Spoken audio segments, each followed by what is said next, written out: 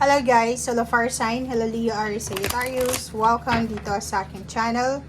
Kapalaran 888. Welcome.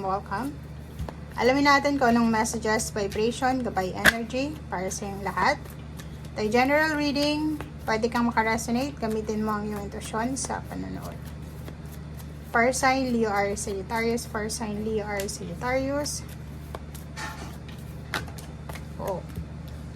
Gift and courthouse. Kumapa tayo ng isa.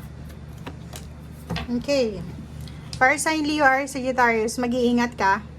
Sa araw na ito, tulad ka din ng Pisces, Scorpion, Cancer. Mag-iingat kayo kasi may posible ditong tao na fake. Pwedeng, if for example, may kaso ka, or pwedeng mayroon kang inaayos na dokumento, pwedeng yung makuha mong dokumento is fake or copy lang siya. Okay? So, yun yung wag mong, yun yung bigyan mo ng pansin sa araw na ito.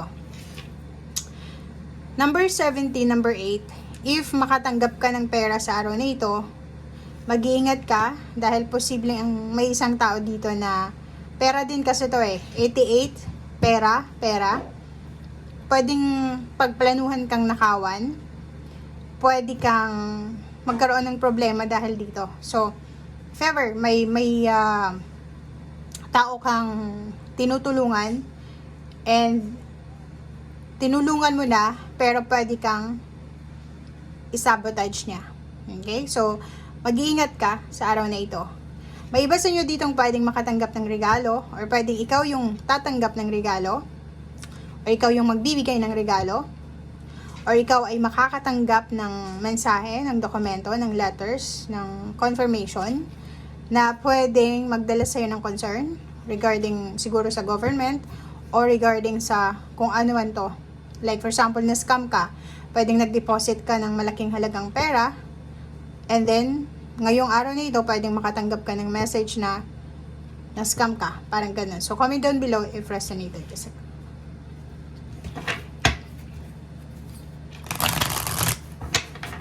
So, ibig sabihin yan, today, ingat-ingat tayo sa mga pinagkakatiwalaan natin. Lalo na kung may involved ng pera, online, or pwedeng sa physical, or sa personal.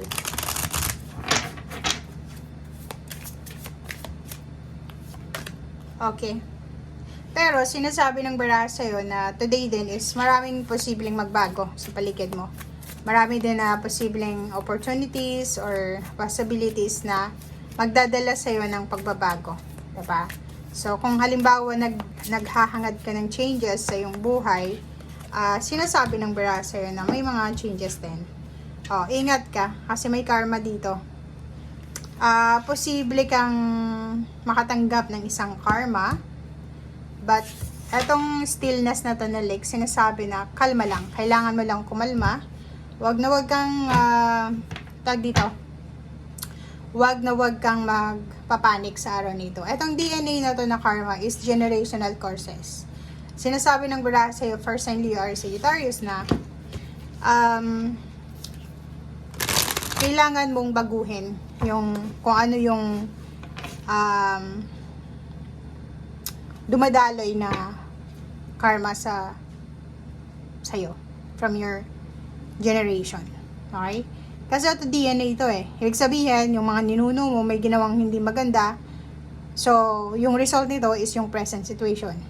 So, kung gusto mong maputol na ito, ngayon pa lang, wag mo nang tutularan yung mga ginawa ng iyong mga ninuno. So, it's a realization day para sa'yo. 'Di ba? Fire sign Leo Aries Sagittarius. Realization siya na if gusto nating magustuhan tayo ng mga tao sa paligid natin ng yung magugustuhan ka talaga nila ng yung wala kang kailangan ibigay pero gusto ka nila, kailangan mo rin na baguhin or kailangan mong magkaroon ng parang anong tawag dito, yung totoo ka dapat sa pinapakita mo. Kasi pag totoo din yung ibabalik sa'yo. 'Di ba? So parang ganun. Gumawa ng mabuti para mabuti din yung balik sa atin. Pag gumawa ka ng masama din yung balik sa'yo. So, yun yung sinasabi ng barahang ito. Kailangan mo mag-ingat. So, sa araw na ito, ano man yung mga actions, decision, choices na gagawin mo, make sure na ito ay hindi masama. Or 5 years from now, hindi ito makaka-apekto sa'yo. 'Di ba? Kasi lahat ng ginagawa natin, may kaakibat yan na result or outcome. Walang makakaligtas. 'Di ba?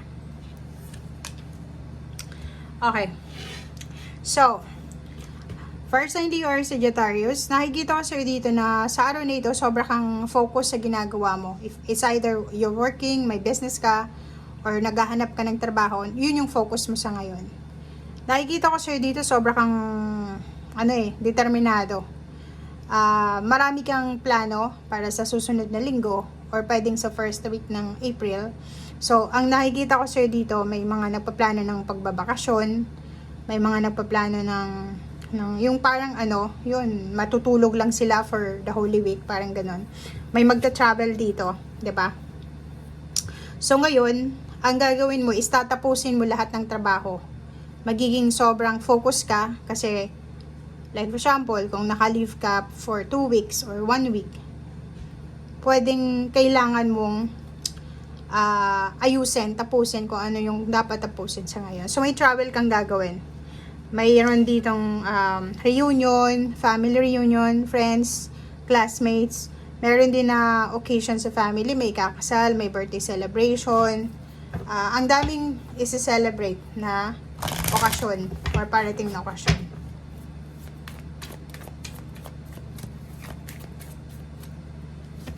Okay. Ganun din. Kung makikita mo dito, yon ang nasa energy mo ngayon is focus. Focus ka sa kung ano itong ginagawa mo. Kasi parang itong plano mo itong pagbabakasyon is ang tagal-tagal mo ng plinano siya.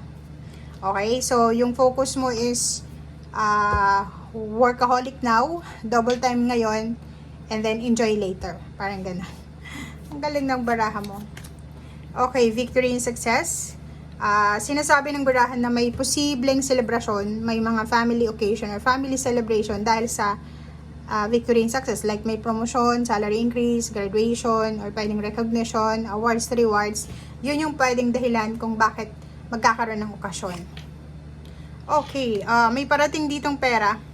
So comment down below if naghihintay ka ng pera. Kasi if naghihintay ka ng pera, sinasabi ng barahan mo dito na posibleng parating na siya. If ikaw naman ay naghihintay ng salary increase, recognition, rewards, awards, or kung pa man to na blessings na to, sinasabi ng barahan na darating ito and ito yung magdadala sa'yo ng sobrang kaligayahan. Yung parang, ito yung parang excite sa'yo. Okay?